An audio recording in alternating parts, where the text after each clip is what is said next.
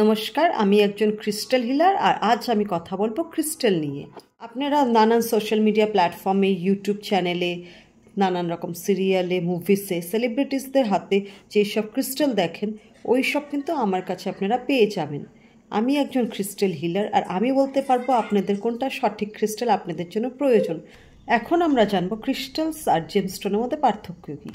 Crystals হচ্ছে semi precious stone আর James হচ্ছে precious stone.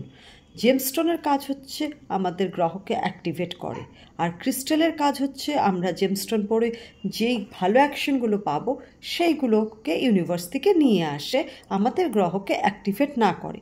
তাই জেমস্টোন যেমন সঠিক বিচার না করে, বার্থ চার্ট অ্যানালাইসিস না করে ধারণ করা যায় না, তাতে নেগেটিভিটি আসতে পারে। ক্রিস্টালের ক্ষেত্রে কিন্তু সেই জিনিসটা হবে না।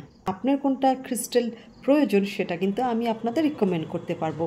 যেমন সবচেয়ে কমনলি ইউজ ক্রিস্টাল হচ্ছে ক্লিয়ার কোয়ার্টজ, যেটা আমি পরে আছি, এটা সবচেয়ে বেশি ওয়ার্ল্ড ওয়াইড ইউজ হয়।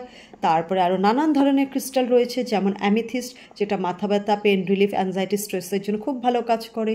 আপনার লাভ লাইফের জন্য রয়েছে রোজ কোয়ার্টজ, আর সবচেয়ে যেটা ইম্পর্ট্যান্ট মানির জন্য রয়েছে অবশ্যই পাইরাইট।